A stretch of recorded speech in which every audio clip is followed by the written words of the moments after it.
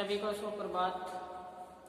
BA part 3 Hindi साहित्य के अंतर्गत हमने चर्चा की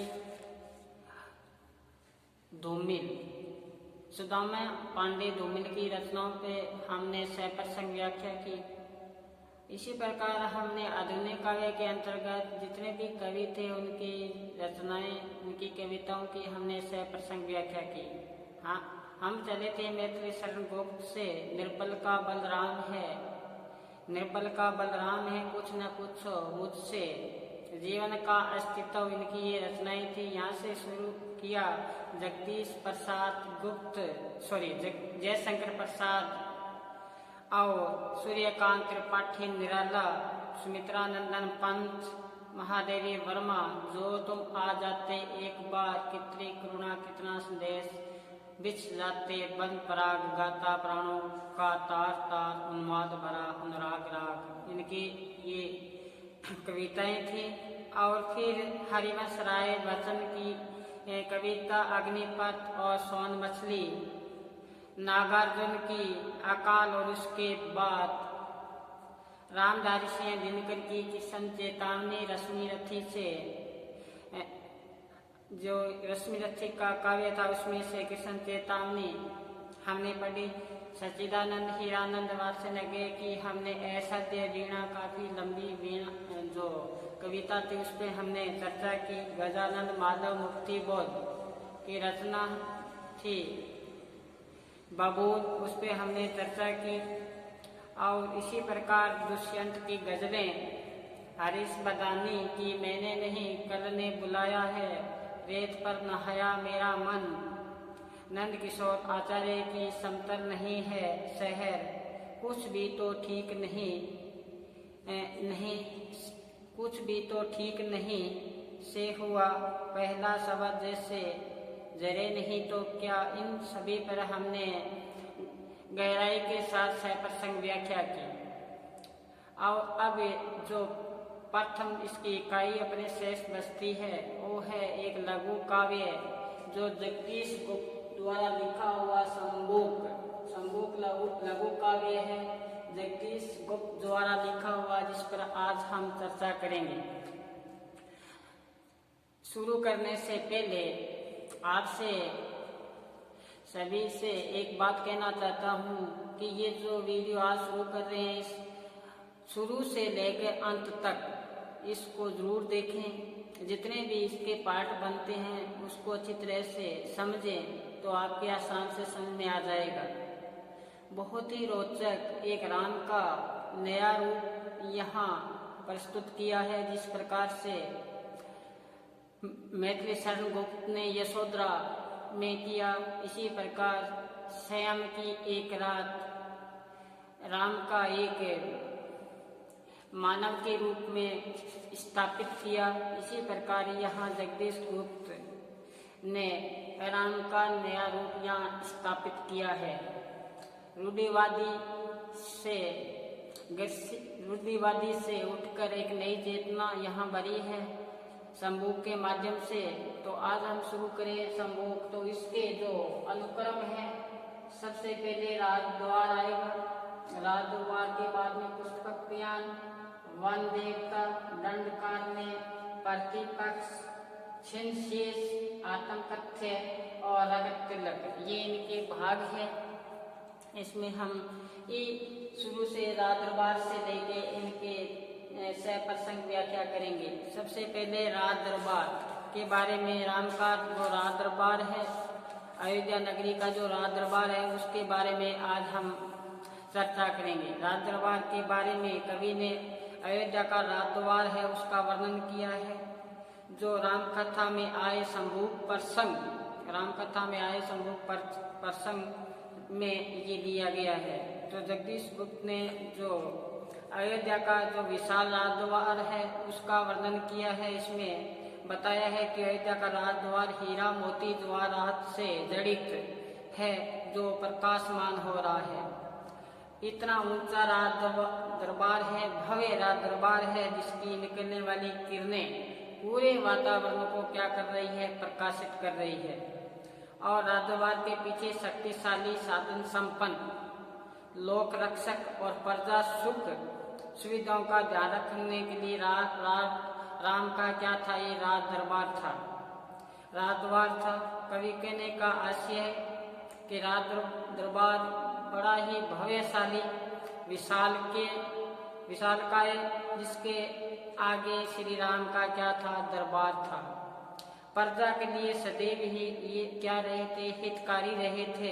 राज दरबार की सजावट का वर्णन करते हुए कवि ने बताया है कि तोरणों, ध्वजों, कलशों, तोरण बांधते हैं, ध्वज है, कलश है, इससे सज्जित है अयोध्या का राज द्वार। तोरणों की सुंदरता जो राज द्वार है उसकी शोभा को और ही बढ़ा रहा है।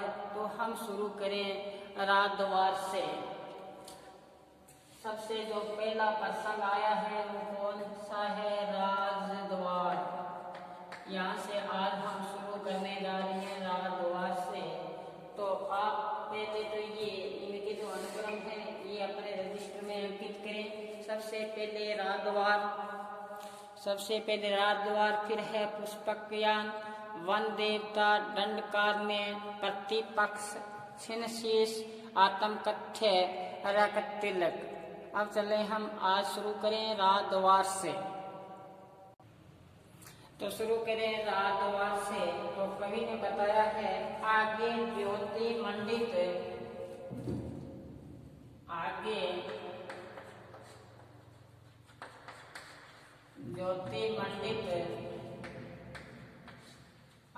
ज्योति मंडित दीर्घ उन्नत दिव्य राज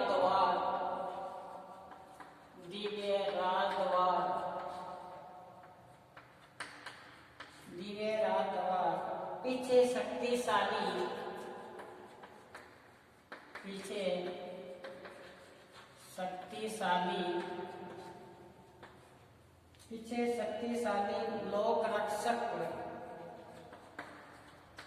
लोक रक्षक,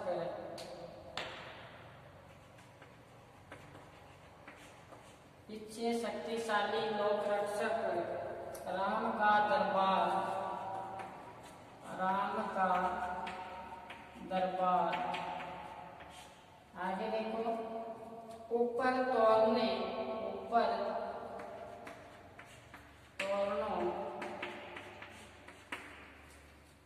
आच्छादनों,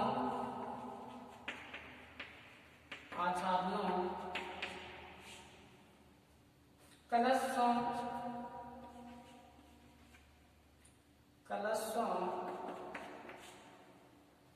ध्वजों की पंक्ति,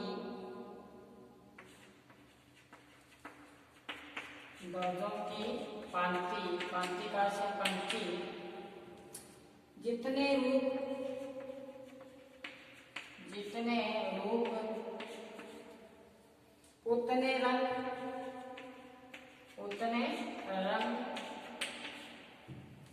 उतनी भांति। यहाँ तक हम शुरू करें।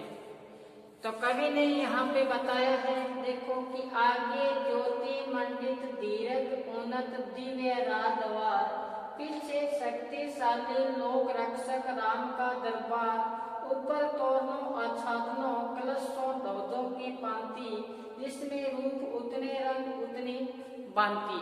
तो कवि ने मैंने बताया शुरू किया है राम का दरबार, उसकी शोभा का वर्णन करते हुए बताया है कि आगे ज्योति मंडित जो राम का दरबार है वो भव्य दरबार है, हीरे मोती जवाहरात से मंडित, जिसमें से क्या निकलती है, तेज निकलता है, प्रकाशमान हो रहा है। ज्योति मंडित दीर्घ का आशय बड़ा, उन्नत का आशय ऊंचा, बहुत बड़ा और ऊंचा राज दरबार है, एक दिव्य राज दरबार है राम का।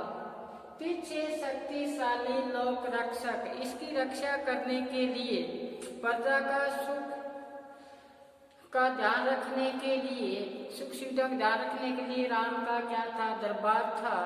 कहने का आशय कवि का यहाँ पे कि राम का जो राज दरबार था वो भव्यशाली विशालकाय, भव्यशाली और विशालकाय और उन्नत राम का दरबार था, जो सदैव ही लोगों का हितकारी था। आगे बताया है, राज दरबार का सजावट के वर्णन करते हुए कवि ने बताया है कि वहाँ तोरणों से मंडित आच्छादन का से ढका हुआ, तोरणों से आच्छादित कलशों से सज्जित राम का दरबार था। तोरणों की सुंदरता राज दरबार की सुंदरता को चार चांद लगा रही थी। फिर बताया कि राज दरबार में जितने कलश लगे थे, जितने भी क्या थे कलश लगे हुए थे, उन कलशों में भिन्न भिन्न प्रकार के क्या थे, रंग भरे हुए थे। उन ध्वजों की जो पंक्तियां थी वो राम के दरबार की शोभा बढ़ा रहे थे, राम के दरबार की क्या बढ़ा रहे थे, शोभा बढ़ा रहे थे। यहाँ अयोध्या नगरी की राम का द्वार की यहाँ प्रशंसा की गई है राम के माध्यम से, जगदीश गुप्त के माध्यम से। तो हम आगे फिर चलें। आगे बताया है सहज प्रहरी, यहाँ देखिए बताया है सहज प्रहरी, सहज प्रहरी दंडधारी हर पहर, दंडधारी हर पहर, पहर हर दिशा, हर दिशा। आगे देखो, उल्लास की उठती लहर, उल्लास की उठती लहर, उल्लास की उठती लहर। फिर आगे देखो, वह अयोध्या का हृदय, वह अयोध्या का हृदय प्रत्यक्ष। आगे देखो, कौन इससे अधिक समकक्ष, कौन इसके अधिक है, अधिक है समकक्ष, समकक्ष। चीर कर सहनाइयों का नाद, चीर कर सहनाइयों का नाद। वेदता किसका, वेदता किसका, किसका असीम, असीम विषाद,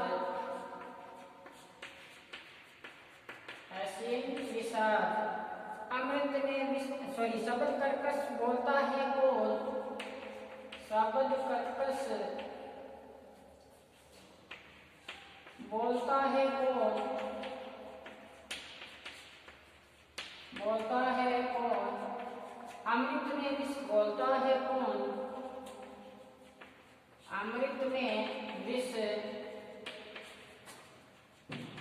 बोलता है कौन।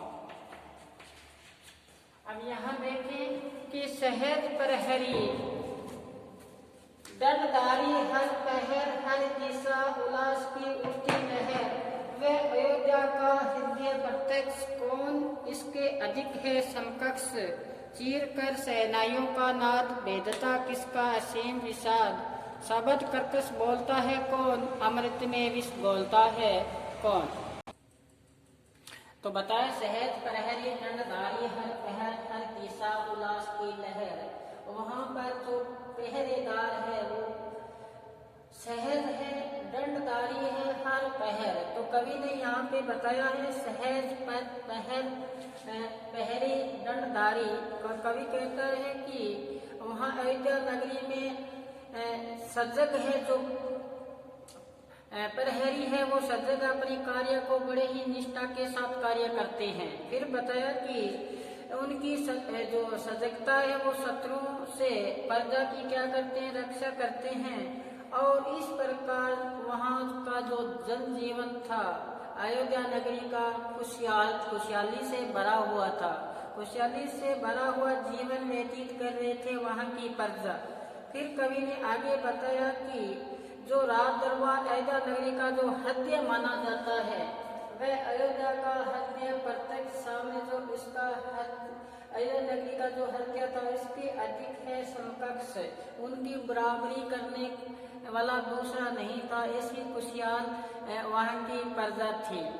फिर ऐसा वातावरण वहाँ उपस्थित था, जैसे बताया वहाँ का जो राजद्वार था वो हीरे मोती द्वार से मंडित बड़ा एक उन्नत दिव्य राज दरबार था। इसके पीछे वहाँ के जो जनता है उनकी रक्षा करने के लिए लोक रक्षक थे। राम का जो दरबार था उनमें तोरणों से सज्जा आच्छादित था, कलशों में भांति भांति के रंग भरे हुए थे, ध्वज थे जो राज दरबार की क्या बढ़ा रहे थे, शोभा बढ़ा रहे थे। फिर बताया कि यहाँ के जो प्रहरी है वो बड़ी ही सजगता के साथ लोगों की क्या करते हैं, देखभाल करते हैं, उनकी रक्षा करते हैं शत्रुओं से। और उनके जो राम का दरबार था वो ऐसा लगता था जैसे प्रत्यक्ष क्या है राम का यहाँ जैसे अयोध्या का क्या है प्रत्यक्ष सामने हृदय है, इससे अधिक है कौन समकक्ष। अब ऐसा वातावरण वहाँ प्रस्तुत किया, राम का दरबार ऐसा भव्य बताया। उसमें फिर क्या आगे कवि कहता है कि चीर कर सहनाइयों का नाद वेदता किसका असीम विषाद। ऐसे वातावरण में चारों तरफ से सहनाइयाँ ही सहनाइयाँ बज रही थी, चारों तरफ से खुशी खुशियाँ व्याप्त थी।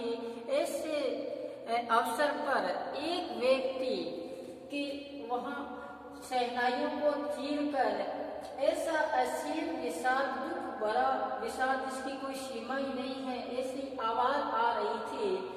शब्द में उनकी कर्कशता थी, कठोरता थी।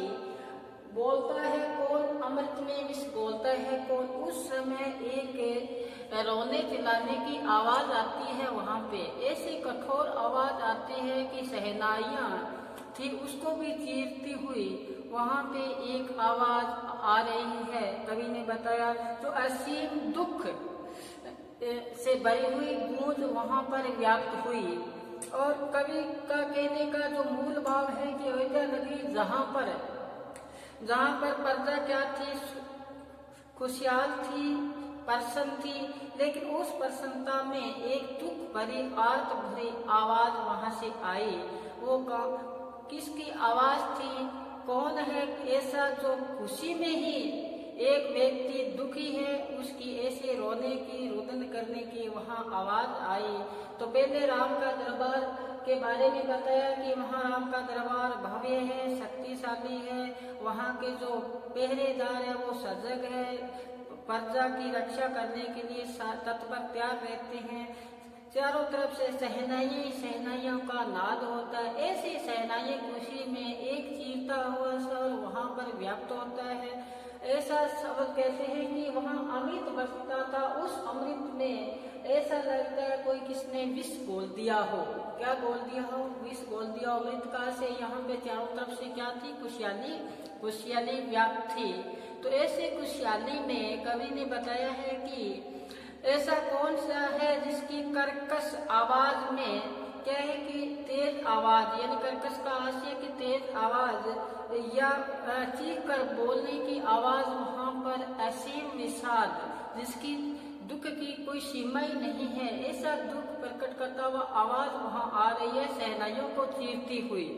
तो कवि ने आगे बताया है कि ऐसा कौन सा है जो अमृत में क्या बोलता है, विष बोलता है। तो एक बार इस पर लिखे, फिर हम चलते हैं आगे कि आवाज वो किसकी है, कौन वहां पर रुदन किया किसने। तो आगे चले तो आगे बताया है कि शिखा खोले शुद्ध ब्राह्मण एक है। देखो आगे बताया है कि शिखा खोले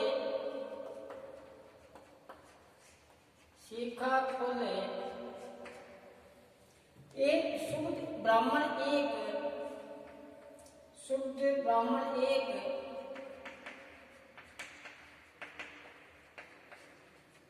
ब्राह्मण एक, फिर आगे बताए दे रहा अभिशाप,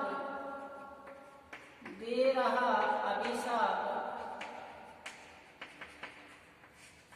बाहें फेंक, बाहें फेंक। आगे देखें भूमि पर उसका तरुण प्रतिरूप, भूमि पर उसका, भूमि पर उसका प्रतिरूप, प्रतिरूप बगन निश्चल, निश्चल, बगन निश्चल यज्ञ का, यज्ञ का ज्यों योग, योग। आगे देखो विगत के अस्तित्व से अनजान, विगत के अस्तित्व से, अस्तित्व से अनजान, अनजान। आगे देखें श्योपन में, श्योपन में होता,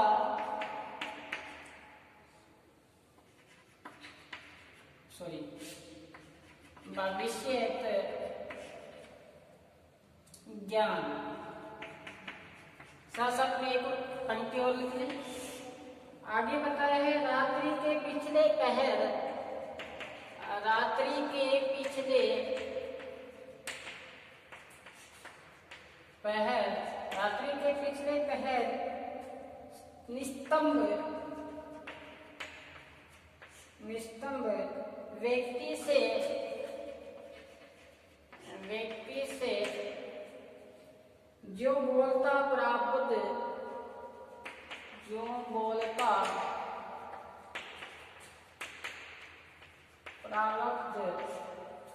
आगे देखें उसी तरह है, उसी तरह है उसका करुण चित्कार, उसका करुण चित्कार पेट जाता चेतना के पार, पेट जाता चेतना के पार, पार। शांत फिर भी राम का दरबार, शांत फिर भी राम का दरबार, शांत फिर भी राम का दरबार। मौन फिर भी, मौन फिर भी भव्य दरबार। एक बार इतने अपने देखे कवि क्या कहता है। शिखा खोल ले शुद्ध ब्राह्मण एक दे रहा अभिशाप, बाहें फेंक भूमि पर उसका प्रतिरूप, बागर निश्चल यज्ञ का जो यूथ, यूथ का से बलि पशु के लिए जो खंबा रोपा जाता है उसके लिए आता है। विगत अस्तित्व से अनजान ईश्वर में होता भविष्य ज्ञान, रात्रि के पिछले पहर निस्तंभ व्यक्ति जो बोलता प्रारब्ध, उसी तरह उसका करुण चित्कार पेट जाता चेतना के पार। शांत फिर भी राम का दरबार, मौन फिर भी भव्य रात दरबार। तो बताया कवि ने कि राम का दरबार, पहले राम के दरबार की शोभा का वर्णन किया। सहनाइयाँ वहाँ पर व्याप्त थी और सहनाइयों को चीरती हुई एक आवाज वहाँ पर आई, करुण आवाज, और वो आवाज सभी को ऐसा लगा जिस प्रकार से अमृत में क्या घोल रही है, विष घोल रही है। तो वो ये आवाज किसकी थी? तो कवि ने आगे बताया कि वो शिखा खोल, चोटी को खोले हुए एक ब्राह्मण, जो दुखी एक ब्राह्मण था, चोटी को खोले हुए एक ब्राह्मण जो शुद्ध का से दुखी एक ब्राह्मण था, दे रहा था अभिशाप। राम के दरबार में आके राम को क्या दे रहा था? अभिशाप दे रहा था। और बाहें को फेंक फेंक कर, यानी कि बाहें फैलाकर क्या दे रहा था? अभिशाप। क्यों दे रहा था अभिशाप? कि उसका बेटा भूमि पर पड़ा था, टूटा हुआ था, ऐसा जिस प्रकार से कोई बलि पशु को बांधने के लिए जो खंभा रोपा जाता है, उसी प्रकार से उस धरातल पर पड़ा हुआ उसका एक नौजवान बेटा था, जो क्या था, मृत था। वो बेटा था और कहते हैं वृक्ष के अस्त्र से अनजान वहां पर सभा जो बैठी थी, जो प्रसन्नता का जो सूचक थी, उनको किसी बात तक अभी तक मालूम नहीं हुआ कि ये ब्राह्मण है, ये क्यों अभिशाप दे रहा है राम को।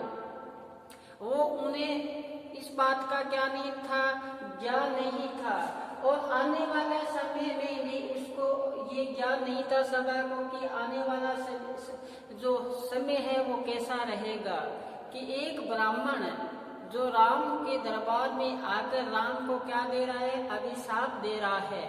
तो ये घटना ऐसी क्यों घटी राम के दरबार में, तो ये कवि ने यहाँ पर बताया है कि भूमि पर उसका जो बेटा लेटा हुआ था, बेटा था वो क्या था, मृत था।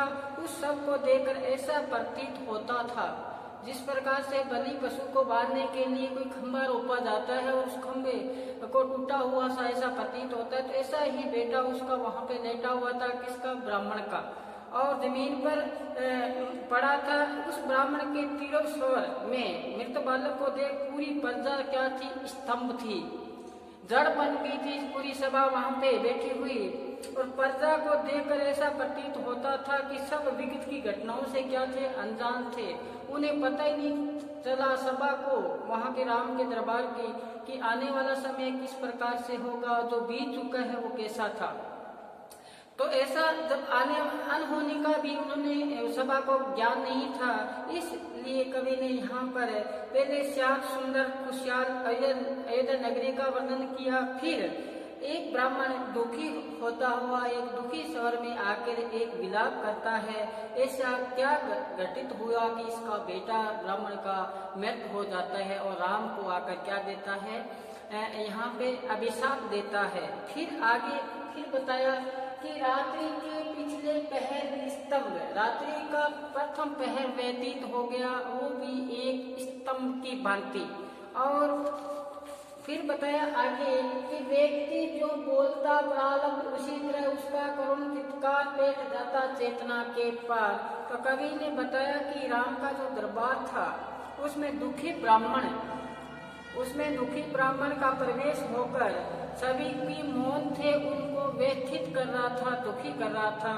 और फिर ऐसे वातावरण में निस्तंभता की घटना को, और भी जब चारों तरफ से शांति ही शांति हो, शांत वातावरण हो, मौन वातावरण हो, उसमें ऐसी कर्कशता आवाज आए, चित्कार आए, जो सभी के हृदय को क्या कर दे, पार कर दे। तो ऐसी जो उसकी जो भयानकता थी उसको और ही बढ़ा रही थी। रात दरबार शांत और मोह भाव से क्या था, खड़ा था, और पूरी प्रजा थी, उसमें क्या पसरा हुआ था, मौन पसरा हुआ था। अब इस सच जानने के लिए सारे व्याकुल हो रहे थे, प्रजा थी वो भी सच जानने के लिए क्या हो रही थी, व्याकुल हो रही थी कि ब्राह्मण का बेटा कैसे यानी कि मृत हुआ, मर गया। तो यही बात जब राज दरबार के जितने भी वहां पे प्रजा थी वो इस घटना से क्या थी, अनजान थी। और इधर से अपनी चोटी खोले हुए ब्राह्मण सभी को क्या दे रहा है, अभिशाप दे रहा है। वो भी उसका बेटा वहां पे लेटा हुआ है मृत, और सब प्रजा उस जो बीत चुका है उससे भी अनजान थी, आने वाला समय है कैसा होगा उससे भी क्या थी, अनजान थी। ये यहाँ तक आज हम चर्चा करेंगे। फिर आगामी जो कल की वीडियो में फिर इनकी चर्चा करेंगे। तब तक आप घर पर रहें, सुरक्षित रहें और पढ़ते रहें। धन्यवाद।